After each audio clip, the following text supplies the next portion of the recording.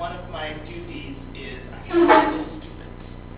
And students come to me, well, I shouldn't say all of them, but some of the students come to me when they have personal problems too. And that makes me feel really good that they feel comfortable enough to come to me. And there was this one student that she was just crying her eyes out one day in my office because of the things that were going on in her life. And I just listened, and I asked her, can I pray for you? And she said yes, and we sat and we prayed there. And then one of the things that the Lord gave me to say to her was, stop thinking about the negative things that people are saying. People were talking about her badly behind her back. And I said, stop thinking about those. Keep your eyes on who you are becoming. You are becoming a medical doctor. You are becoming someone who is going to serve humanity. You have dedicated your life to serving humanity. It's not easy. You're going through a lot of hard work to become a medical doctor. They work hard. Those students work hard. It is not at all easy. And you're not going to be rewarded all the time. You know, people aren't going to always appreciate what you do. And you're going to have patients who don't listen to your advice whatsoever. You're going to have patients who chronically do things to hurt themselves, like smoke cigarettes, don't exercise, drink alcohol, and you're going to have patients that you spend a lot of time curing that don't even recognize. So that is an analogy that's very similar to what we as leaders in the church have to take on that humble attitude of service to other people. It's not always going to be appreciated. It is not always going to be easy. Let's see.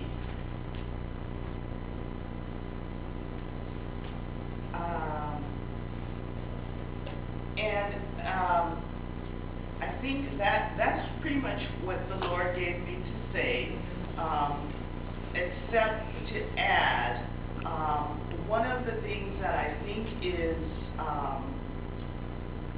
kind of holding us back sometimes, or having us feeling like we're still wandering through the wilderness sometimes, we haven't gotten over to the promised land, is the fact that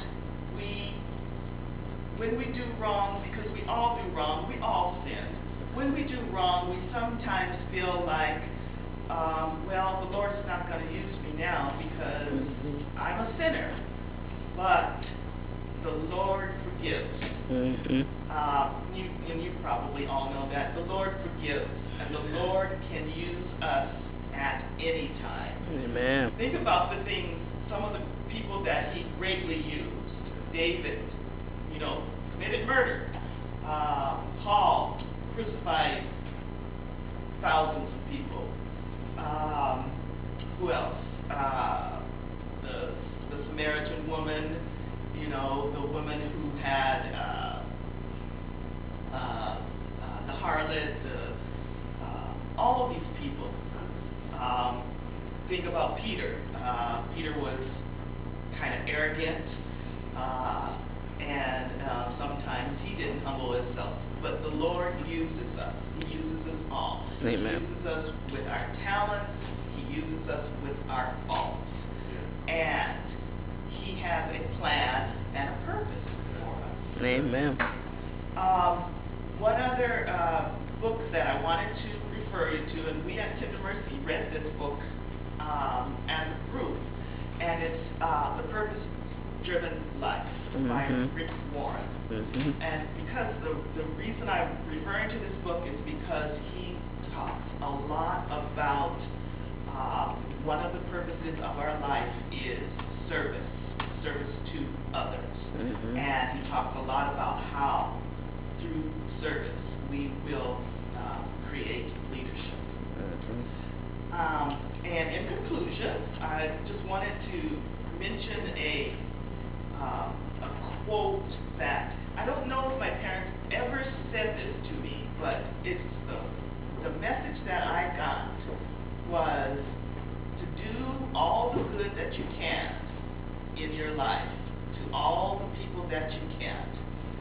And you know, it's not like you're letting yourself be used, but if more people would do that, all the good you can to all the people that you can, just think of what a wonderful world this would be.